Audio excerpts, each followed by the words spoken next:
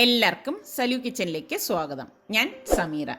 വളരെ പെട്ടെന്ന് തന്നെ നമുക്ക് തയ്യാറാക്കിയെടുക്കാൻ പറ്റുന്ന ഒരു ഡിഫറെൻ്റ് ആയിട്ടുള്ള ടേസ്റ്റുള്ള അടിപൊളി ബിരിയാണിയാണ് ഇന്ന് ഞാൻ തയ്യാറാക്കാൻ പോകുന്നത്.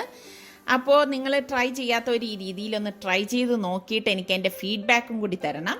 അപ്പോൾ നമുക്ക് നമ്മളുടെ റെസിപ്പിയിലേക്ക് പോയാലോ? ഇന്ന് ഞാൻ പ്രഭാതമല്ല കാണിച്ചു തരുന്നത്. ഉച്ചയ്ക്ക് ഞാൻ ആഹാരം ഉണ്ടാക്കാൻ അടുക്കളയിലേക്ക് വന്നപ്പോൾ എൻ്റെ ജനാലകളിൽ കൂടി ഞാൻ നോക്കിയപ്പോൾ കണ്ട ആകാശക്കാഴ്ച, എൻ്റെ റബ്ബേ, ഞാൻ ഇംഗ്ലീഷ് സിനിമകളിലെ ഇതുപോലത്തെ ആകാശം കണ്ടിട്ടുള്ളൂ. എന്തൊരു ഭംഗിയാണെന്ന് നോക്കിയേ. പഞ്ഞിക്കെട്ടുകൾ പോലെ കിടക്കുകയാണ് ആകാശത്തിൽ. ശരിക്കും ഇങ്ങനെ ക്യാൻവാസിലൊക്കെ ചിത്രം വരച്ചാൽ എങ്ങനെ ഇരിക്കും, അതേ ഫീലിങ്. നിങ്ങളൊന്ന് നോക്കി നോക്കിയേ, എന്തൊരു ഭംഗിയാണ്. അടിപൊളി കാഴ്ച. അപ്പം ഞാൻ ഈ ഒരു റൈസ് ഉണ്ടാക്കാൻ വേണ്ടി ഞാൻ ഈ ഒരു കപ്പിൽ 4 കപ്പ് കൈമ റൈസാണ് എടുത്തിരിക്കുന്നത്. ഇത് ഞാൻ ഒരു ബൗളിലേക്ക് ഇട്ടിട്ട് നന്നായിട്ട് വെള്ളം ഒഴിച്ച് കഴുകിയ ശേഷം കുറച്ചധികം വെള്ളം ഒഴിച്ച് ഞാനൊരു 10 മിനിറ്റ് മാറ്റി വെക്കും. അപ്പോൾ ഈ സമയം കൊണ്ടാണ് ഞാൻ ഇനി ബാക്കിയുള്ള കാര്യങ്ങളൊക്കെ ചെയ്യാൻ പോകുന്നത്. പിന്നെ നമുക്ക് കുറച്ച് സാഫ്രോൺ വേണം. ഈ സാഫ്രോൺ ഞാൻ ഇതുപോലെ കുറച്ചെടുത്ത് വെള്ളം ഒഴിച്ച് വെച്ചിട്ടുണ്ട്. ഇത് ഞാൻ പുറത്തുനിന്ന് കൊണ്ടുവന്ന സാഫ്രോൺ ആണ് കേട്ടോ. അപ്പോൾ അതുകൊണ്ട് തന്നെ നല്ല കളർ കിട്ടും. ഞാനിവിടെ ചിക്കൻ പീസ് നന്നായിട്ട് കഴുകി ഡ്രെയിൻ ചെയ്തെടുത്ത് വെച്ചിട്ടുണ്ട്. അപ്പോൾ ഈ ചിക്കൻ പീസ് ഞാൻ പ്രഷർ കുക്കറിലേക്ക് ഇട്ട് കൊടുക്കുകയാണ്. അപ്പോൾ ഇതൊരു വ്യത്യസ്തമായിട്ടുള്ള രീതിയിൽ ഞാൻ തയ്യാറാക്കുന്നതാണ് കേട്ടോ. ഇതുപോലെ തന്നെ 4 പച്ചമുളക് മുഴുവനെ ഇട്ട് കൊടുക്കും. പിന്നെ 2 പിടി മല്ലിയിലയും കുറച്ച് പുതിന ഇല ഇതുപോലെ ഒന്ന് ഇളക്കി ഇതിലേക്ക് ഇട്ട് കൊടുക്കും. പിന്നെ ഇതിലേക്ക് ഞാൻ 1 ടീസ്പൂൺ മഞ്ഞൾപ്പൊടിയും 1 ടീസ്പൂൺ കുരുമുളക് പൊടിയും പിന്നെ 1 ടീസ്പൂണോളം ഗരം മസാല പൊടിയും പാകത്തിനുള്ള ഉപ്പും ഇട്ട് കൊടുക്കും. എന്നിട്ട് ഞാൻ ഈ ചിക്കൻ നഗയ്ക്ക് നല്ല തിളച്ച വെള്ളം ഒഴിച്ചു കൊടുക്കും. തിളച്ച വെള്ളം തന്നെ ഒഴിച്ചു കൊടുക്കാൻ പ്രത്യേകം ശ്രദ്ധിക്കണം കേട്ടോ. അപ്പോൾ ഇത്രയേ ഉള്ളൂ. ഇനിയിപ്പോൾ ഇതുപോലെ ഒന്ന് ഇളക്കിയിട്ട് ഞാൻ പ്രഷർ കുക്കർ മൂടി ഇതുപോലെ വെയിറ്റ് ഇട്ടിട്ട് 2 വിസിൽ വരെ ഇത് വേവിച്ചെടുക്കുകയാണ് ചെയ്യുന്നത്. എനിക്കാണെങ്കിൽ ആകാശം എത്ര കണ്ടിട്ട് മതി വരുന്നില്ല. എനിക്ക് ഭയങ്കര ഇഷ്ടമാണ് ഇങ്ങനെ നോക്കിക്കൊണ്ട് നിൽക്കാനായിട്ട്. നല്ല രസമുണ്ടല്ലേ? അപ്പം 2 വിസിൽ കേട്ട് കഴിഞ്ഞ് ഗ്യാസ് ഓഫ് ചെയ്ത് ഇതിനുള്ള സ്റ്റീം എല്ലാം പോയ ശേഷം മാത്രമേ നമ്മൾ കുക്കർ ഓപ്പൺ ചെയ്യത്തുള്ളൂ. അപ്പം നമ്മളുടെ സാഫ്രോൺ കണ്ടോ, ഇവിടെ കളർ ഇങ്ങനെ ഇളകി വരുന്നുണ്ട്. അപ്പോൾ കുക്കറിൻ്റെ വിസിൽ ഇവിടെ കേൾക്കുന്നുണ്ട്. അപ്പം നമുക്ക് ഞാനിവിടെ വലിയൊരു സോസ് പാൻ അടുപ്പത്തേക്ക് വെച്ചിട്ടുണ്ട്. ഇതിലേക്ക് ഞാൻ 2 വലിയ സ്പൂണ് നെയ്യ് ഇട്ട് കൊടുക്കുകയാണ്. നെയ്യ് ഇതുപോലെ ഇട്ട് കൊടുത്ത് നെയ്യൊന്ന് ചൂടാവുമ്പോഴേക്ക് ഞാനിവിടെ 2 ഗ്രാമ്പൂ 3-4 പട്ട, അതുപോലെ തന്നെ 2-3 ഏലക്കയൊക്കെ എടുത്തിട്ടുണ്ട്, അതിട്ട് കൊടുക്കും. പിന്നെ ഞാനിവിടെ 1 സവാള സ്ലൈസ് ചെയ്തത് എടുത്തിട്ടുണ്ട്. ഈ സവാളയും കൂടി ഇട്ടിട്ട് ഒന്ന് വഴറ്റി കൊടുക്കും. ഇതുപോലെ വഴറ്റിയ ശേഷം ഞാനിവിടെ പച്ചമുളക് 3 എടുത്തിട്ടുണ്ട്. ഞാൻ ഞെട്ടോടു കൂടിയാണ് ഇട്ട് കൊടുത്തിരിക്കുന്നത്. പിന്നെ കുറച്ച് പുതിനയില ഞാൻ ഇതിലേക്ക് ഇട്ട് കൊടുക്കും. ഇതിലേക്ക് ഞാൻ മല്ലിയില ഇടത്തില്ല കേട്ടോ. കുറച്ച് പുതിനയില ഇട്ട് കൊടുത്ത് 1.5 ടേബിൾ സ്പൂൺ ജിഞ്ചർ ഗാർലിക് പേസ്റ്റും ഇട്ടിട്ട് ഇതെല്ലാം കൂട്ടിയിട്ടൊന്ന് വഴറ്റി കൊടുക്കും. ഇതൊന്ന് വഴണ്ടി വരുമ്പോഴേക്ക് നല്ല മണമാണ് കേട്ടോ. പുതിന ചേർത്തുകൊണ്ട് തന്നെ 1 പിടി കിസ്മിസും 1 പിടി കാഷ്നട്ടും കൂടി ഇട്ട് കൊടുക്കും. അത് ഞാൻ ഇതിലിട്ടിട്ട് തന്നെയാണ് വഴറ്റിയെടുക്കുന്നത്. അപ്പോൾ ശരിക്കും നല്ല ഒരു നല്ല ഒരു മണമാണ് കേട്ടോ. അപ്പം ഞാൻ കഴുകി ഡ്രെയിൻ ചെയ്ത് വെച്ചിരിക്കുന്ന അരി ഇതിലേക്ക് ഇട്ടിട്ട് ഈ അരിയും എല്ലാം കൂട്ടിയിട്ടൊന്ന് മിക്സ് ചെയ്ത് കൊടുക്കും. ഒരു 2-3 മിനിറ്റ് ഞാനിതൊന്ന് മിക്സ് ചെയ്ത ശേഷം നമ്മളുടെ സാഫ്രോൺ കണ്ടോ കറക്റ്റ് കളറൊക്കെ ഇളകി വന്നിട്ടുണ്ട്. അതിൽ നിന്നൊരു 2-3 സ്പൂണ് ഇതുപോലെ ഒന്ന് ഒഴിച്ചു കൊടുത്തിട്ട് നന്നായിട്ട് ഇത് ഇളക്കിയെടുക്കും. ശരിക്കും ഈ ബിരിയാണി എല്ലാവർക്കും ഉണ്ടാക്കിയെടുക്കുക എളുപ്പമാണ് കേട്ടോ. ഞാനിവിടെ 4 ഗ്ലാസ് അരിക്ക് 6.5 ഗ്ലാസ് വെള്ളം മാത്രമേ ഒഴിച്ചു കൊടുക്കുന്നുള്ളൂ കേട്ടോ. അപ്പം വെള്ളം ഒഴിച്ച് ഇതുപോലെ കൊടുത്ത ശേഷം പാകത്തിനുള്ള ഉപ്പിട്ട് കൊടുക്കും. ഉപ്പ് നോക്കണം കേട്ടോ, കാരണം ആ ചോറിനും കൂടി പാകത്തിനുള്ള ഉപ്പായിരിക്കണം നമുക്കിതിൽ കിട്ടേണ്ടത്. ഉപ്പിട്ടിട്ട് ഇത് ഫ്ലെയിം കുറച്ച് വെച്ചിട്ട് മൂടി വെച്ച് വേവിച്ചെടുക്കുകയാണ് ചെയ്യുന്നത്. പിന്നെ ഓരോരുത്തരുടെ അരിയെ ഡിപ്പെൻഡ് ചെയ്തിരിക്കും കേട്ടോ വേകുന്ന ആ ടൈം എന്ന് പറയുന്നത്. പിന്നെ ഞാൻ ഇടയ്ക്ക് ഇതിൻ്റെ അടപ്പൊന്ന് മാറ്റിയിട്ട് ഞാൻ കുറച്ച് ബേ ലീഫ് ഇട്ട് കൊടുക്കുകയാണ്. സത്യം പറഞ്ഞത് ആദ്യം ഇടേണ്ടതാണ്, ഞാൻ മറന്നുപോയതുകൊണ്ടാണ് ഇപ്പോൾ ഇട്ട് കൊടുക്കുന്നത്. എന്നിട്ട് വീണ്ടും ഇത് മൂടി വയ്ക്കും. പിന്നെ കുറച്ച് കഴിഞ്ഞിട്ട് ഞാനിത് തുറന്നിട്ട് ഇതുപോലെ ഒന്ന് ജസ്റ്റ് ഒന്ന് ഇളക്കി കൊടുക്കും. ഇതിപ്പോൾ കൈമ റൈസ് ആയതുകൊണ്ടാണ് ഞാൻ ഇതുപോലെ ഒന്ന് ഇളക്കി കൊടുക്കുന്നത്. പിന്നെ ഞാൻ ഈ സാഫ്രോൺ ഉണ്ടല്ലോ അത് കുറച്ചുകൂടി ഇതിലേക്ക് ഒഴിച്ചു കൊടുക്കും. ഇതൊക്കെ ഇടുമ്പോൾ ഒരു പ്രത്യേക മണമാണ്, പ്രത്യേക ടേസ്റ്റുമാണ് കേട്ടോ ഈ ഒരു റൈസിന്. അപ്പോൾ ഞാനത് വേവിക്കാൻ വെച്ചിട്ടുണ്ട്. അപ്പോൾ നമ്മളുടെ കുക്കർ ഞാൻ ഓഫ് ചെയ്തിട്ടുണ്ടായിരുന്നു, സ്റ്റീം എല്ലാം പോയിട്ടുണ്ട്. ഞാൻ ദേ കുക്കർ ഓപ്പൺ ചെയ്തു. അപ്പോൾ ഇതിനുള്ളിലെ ചിക്കൻ ഞാൻ പ്രത്യേകം മാറ്റി വെക്കാണ്. ഇതിലുള്ള ഈ ചിക്കൻ സ്റ്റോക്ക് ഉണ്ടല്ലോ, അത് ഞാൻ കളയത്തില്ല കേട്ടോ. ഞാൻ കുപ്പിയിലാക്കിയിട്ട് തണുക്കുമ്പോൾ ഫ്രിഡ്ജിൽ സൂക്ഷിക്കുകയാണ് ചെയ്യുന്നത്. ഇപ്പോൾ ഇവർക്കൊക്കെ നൂഡിൽസ് ഉണ്ടാക്കുമ്പോഴേക്ക് അതല്ലെങ്കിൽ അടുത്ത റൈസ് ഉണ്ടാക്കുമ്പോഴൊക്കെ ഈ ചിക്കൻ സ്റ്റോക്ക് ഞാൻ ഉപയോഗിക്കും. സൂപ്പിനൊക്കെ നല്ലതാണ്. അപ്പോൾ ദേ നമ്മളുടെ റൈസ് കണ്ടോ, അതേ സാഫ്രോണൊക്കെ ഇതിലേക്ക് ഞാൻ ഒഴിച്ചില്ലേ, ഇപ്പോൾ കറക്റ്റ് കളറിൽ ദേ വന്നിട്ടുണ്ട്. അപ്പോൾ ഞാനിതെല്ലാം ഒന്ന് ഇളക്കിയെടുക്കണം. അപ്പം റൈസ് പാകത്തിന് വെന്ത് വന്നിട്ടുണ്ട്. ഇതേ നിങ്ങൾക്ക് കാണുമ്പോൾ തന്നെ മനസ്സിലാവും കണ്ടോ. അപ്പോൾ ഞാൻ ഗ്യാസ് ഓഫ് ചെയ്ത് അത് അടച്ച് മാറ്റി വെക്കാണ്. അപ്പോൾ നമുക്ക് ഇനി ചിക്കൻ തയ്യാറാക്കി എടുക്കാൻ വേണ്ടിയിട്ട് ഞാൻ ഇതിലേക്ക് 2 ടേബിൾ സ്പൂൺ നെയ്യ് ഇട്ട് കൊടുക്കുകയാണ്. നെയ്യ് ഒന്ന് ചൂടാകുമ്പോഴേക്ക് ഞാനിവിടെ 3 സവാള സ്ലൈസ് ചെയ്തെടുത്തിട്ടുണ്ട്. ഈ സവാള ഇതിലേക്ക് ഇട്ടിട്ട് ഒന്ന് വഴറ്റി കൊടുക്കും. ജസ്റ്റ് ഇതുപോലെ ഒന്ന് വഴറ്റി കൊടുത്ത ശേഷം ഞാനിവിടെ പച്ചമുളക് എടുത്തിട്ടുണ്ട്. ഞാനിവിടെ ഒരു 6 പച്ചമുളകാണ് എടുത്തിരിക്കുന്നത്. സ്ലിറ്റ് ചെയ്തിട്ടൊന്നുമില്ല, അത് അതുപോലെ ഇട്ട് കൊടുക്കും. ഒരു പിടി കാഷ്നട്ട് ഇട്ട് കൊടുക്കും. അപ്പോൾ എന്നിട്ട് ഞാൻ ഫ്ലെയിം കൂട്ടി വെച്ചിട്ട് തന്നെയാണ് ഇത് വഴറ്റിയെടുക്കുന്നത്. ഇതൊന്ന് വഴണ്ടി വരുമ്പോഴേക്ക് ഞാൻ ഒരു പിടി പുതിന ഇല ഇതിലേക്ക് ഇട്ട് കൊടുക്കും. പിന്നെ ഇത് ഒന്ന് വഴറ്റിയ ശേഷം ഞാൻ ഇതുപോലെ തന്നെ ഒരു പിടി മല്ലിയില എടുത്തിട്ടുണ്ട്. അത് ഇതുപോലെ ഒന്ന് കട്ട് ചെയ്തിട്ട് കൊടുക്കും.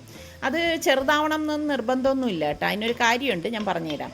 എന്നിട്ട് ഇത് നല്ലതുപോലെ ഇതുപോലെ ഇളക്കിയ ശേഷം ഞാനിവിടെ 1.25 table spoon ginger garlic paste ഇതിലേക്ക് ഇട്ട് കൊടുക്കും. എന്നിട്ട് വീണ്ടും ഇത് നന്നായിട്ടൊന്ന് മിക്സ് ചെയ്തെടുക്കും. എന്നിട്ട് ഇതിൻ്റെയൊക്കെ ആ ഒരു പച്ചമണം മാറുമല്ലോ, ആ സമയത്ത് ഞാൻ ഗ്യാസ് ഓഫ് ചെയ്തിട്ട് ഇതേ ഞാനൊരു പ്ലേറ്റിലേക്ക് മാറ്റുവാണ്. ഇത് തണുക്കാൻ വേണ്ടിയിട്ടാണ് ഞാനിത് മാറ്റി വെക്കുന്നത്. എന്നിട്ട് ഞാനിനി ഇത് തണുത്ത ശേഷം മിക്സിയുടെ ജാറിലേക്കിട്ട് അരച്ചെടുക്കും. ഇത് ഇത്രയാണ് നമ്മളിനി ഒരുമിച്ചിട്ട് അരച്ചെടുക്കുന്നത്. ഇത് കണ്ടോ, ഇത് അരച്ചെടുത്തുകൊണ്ട് വന്ന പേസ്റ്റാണ്. അപ്പോൾ ഞാൻ ഈ വഴറ്റിയ ഇതേ പാനിൽ തന്നെ ഇതേ കുറച്ച് സവോള കിടപ്പുണ്ട്, അതൊന്നും പ്രശ്നമില്ല. ഇതേ പാനിൽ തന്നെ ഞാൻ 1 ടേബിൾ സ്പൂൺ നെയ്യ് ഇട്ടിട്ട് നമ്മൾ ഈ അരച്ച ഈ പേസ്റ്റ് ഉണ്ടല്ലോ അത് ഇതിലേക്ക് ഇട്ടിട്ട് ഒന്ന് ഇളക്കി കൊടുക്കും. ശരിക്കൊരു ഡിഫറെൻ്റ് മണവും ഒരു ഡിഫറെൻ്റ് ടേസ്റ്റുമാണ് കേട്ടോ ഇതിന്. എന്നിട്ട് ഞാൻ പാകത്തിനുള്ള ഉപ്പിട്ടിട്ട് നന്നായിട്ടൊന്ന് മിക്സ് ചെയ്ത് കൊടുക്കും. ഇനി ഞാൻ ഇതിലേക്കും പച്ചമുളക് ഇടുന്നുണ്ട്. 3 പച്ചമുളക് സ്ലിറ്റ് ചെയ്തിട്ട് കൊടുക്കും. അപ്പം നിങ്ങൾക്ക് തോന്നും ഇത് നല്ല എരിവായിരിക്കും എന്ന്. എരിവേ ഉണ്ടാകത്തില്ല കേട്ടോ. നിങ്ങൾ വേണമെങ്കിൽ ട്രൈ ചെയ്ത് നോക്കിയിട്ട് എനിക്ക് ഫീഡ്ബാക്ക് തരണേ. പിന്നെ ഞാൻ ഇതിലേക്ക് 1 ടീസ്പൂൺ മഞ്ഞൾപ്പൊടിയും 1 ടീസ്പൂൺ കുരുമുളക് പൊടിയും കൂടി ഇട്ടിട്ട് വഴറ്റി കൊടുക്കും. പിന്നെ നമ്മൾ ഈ വേവിച്ച് വെച്ചിരിക്കുന്ന ചിക്കൻ പീസസ് ഇതിലേക്ക് ഇട്ടിട്ട് മിക്സ് ചെയ്തെടുക്കുകയാണ് ചെയ്യുന്നത്. വേറെ പൊടികളൊന്നും നമ്മൾ ഇതിലേക്ക് ചേർക്കത്തില്ല കേട്ടോ. അപ്പോൾ ഇത്രയേ ഉള്ളൂ നമ്മളുടെ ചിക്കൻ മസാല എന്ന് പറയുന്നത്.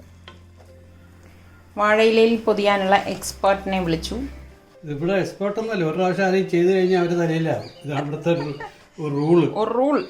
അതുകൊണ്ട് റിസ്മായി ഇപ്പോൾ കച്ചറ കളയാൻ പോകില്ല, തേങ്ങ ഒതിക്കണമെന്ന് പറഞ്ഞാൽ പോകില്ല. കാര്യം വെച്ചാൽ ഒരു പ്രാവശ്യം ചെയ്ത് കഴിഞ്ഞാൽ അത് അവരെ ഡ്യൂട്ടി ആയിട്ട് മാറുകയുണ്ട്. അങ്ങനെ തന്നെ അല്ലേ അല്ലേ?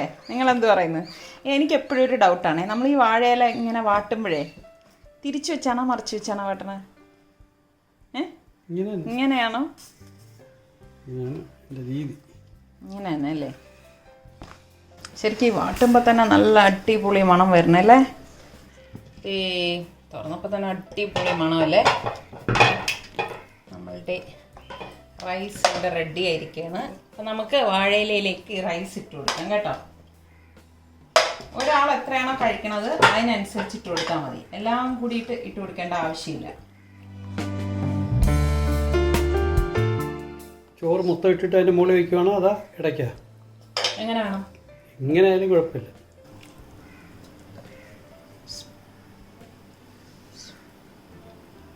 നല്ല ഗ്രീൻ കളർ മസാലയുള്ള നമ്മളുടെ അടിപൊളി മസാല, ഒരു വെറൈറ്റി ടേസ്റ്റ് ആണ് കേട്ടോ. ചിക്കൻ കുറച്ച് വെന്ത് പോയതായിട്ട് തോന്നുന്നില്ല സമി? തോന്നി അങ്ങനെ അല്ലേ? അതെന്തറിയാവോ?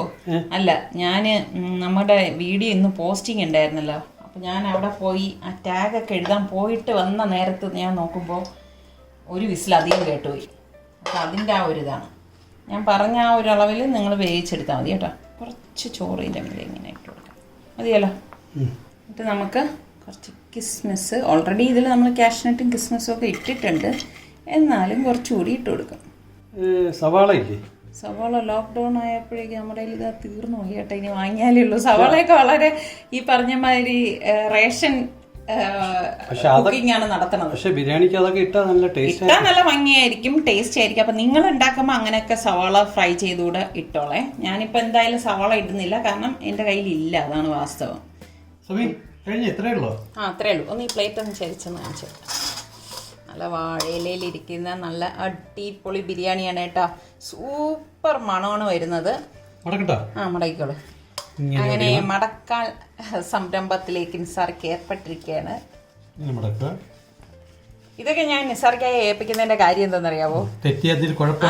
അതൊന്നല്ല, ഞാനിപ്പോ എങ്ങനെ മടക്കി വാഴയിലയുടെ സൈഡ് എങ്ങനെ കീറിപ്പോയാൽ പറയും എനിക്ക് മടക്കാൻ അറിഞ്ഞൂടാ, അതാണ് ഇതാണെന്നൊക്കെ.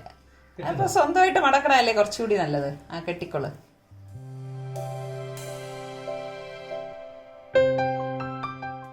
പണ്ട് ഇതായിരുന്നോ പണി? ഞാൻ ചെയ്യാത്ത പണിയുണ്ട്, എന്നെ കൊണ്ട് എല്ലാ ജോലി. ആര് വീട്ടുകാരാ ചെയ്യിപ്പിക്കണേ? എന്ത് ജോലി ചെയ്യുന്നു നമുക്കൊന്നും വലിയ റോക്കറ്റ് ടെക്നോളജി ആയത്. എന്ത് ചെയ്യണം ഇനി നമുക്ക് അടുത്ത വാഴയിലുള്ള പൊതിയാം.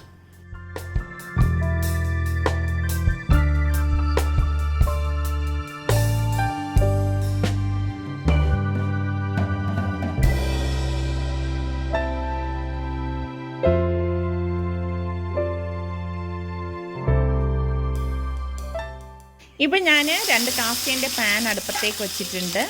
അപ്പോൾ ഞാൻ കുറച്ച് വെള്ളം ഒഴിക്കണം. കണ്ടോ നല്ല സൗണ്ട് കേൾക്കുന്നത്. എന്നിട്ട് ഞാൻ ഇതുപോലെ ഒരു പീസ് വാഴയില ഇങ്ങനെ വെച്ച് കൊടുക്കും. ഓരോ വാഴയില ഇതുപോലെ വെച്ചിട്ട് ഇതിന് മീതെയാണ് നമ്മളുടെ ഈ പൊതിഞ്ഞ് വെച്ചിരിക്കുന്ന ഈ ബിരിയാണി വെച്ച് കൊടുക്കുന്നത്.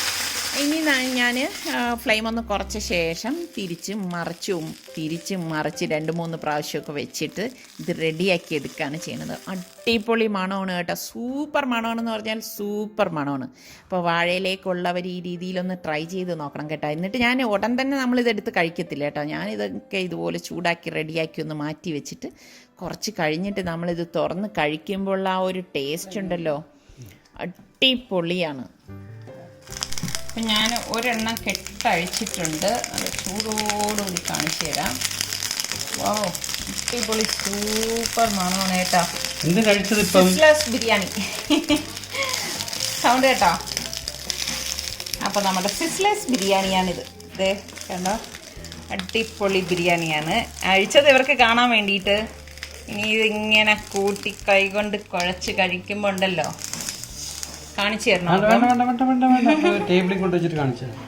അപ്പോൾ നമ്മളുടെ അടിപൊളി ബിരിയാണി ഇവിടെ റെഡി ആയിട്ടുണ്ട്. നിങ്ങൾക്ക് എല്ലാവർക്കും നല്ല കോൺഫിഡൻ്റ് ആയിട്ട് ഉണ്ടാക്കിയെടുക്കാൻ പറ്റിയ ബിരിയാണിയാണ്. ഞാൻ എൻ്റെ മനസ്സിൽ തോന്നിയ ഐഡിയ അനുസരിച്ചാണ് ഇത് ഉണ്ടാക്കിയെടുത്തിരിക്കുന്നത്. അപ്പോൾ ട്രൈ ചെയ്താൽ മാത്രം പോരാ, എങ്ങനെ ഉണ്ടായിരുന്നു എന്ന് എനിക്ക് ഫീഡ്ബാക്കും കൂടി തരണം കേട്ടോ. പിന്നെ നിങ്ങളെല്ലാവരും ആവശ്യപ്പെട്ടില്ലേ സൽമാനിക്കായോട് 10ാം ക്ലാസ്സിലെ മാത്സ് ക്ലാസ് എടുക്കണമെന്ന്? അവിടെ അതേ മാത്സ് ക്ലാസ് തുടങ്ങിയിരിക്കുകയാണ്. അപ്പോൾ നിങ്ങളെല്ലാവരും ഇത് കഴിഞ്ഞ് നേരെ മാത്സ് ക്ലാസ്സിലായിട്ട് പോകണം കേട്ടോ.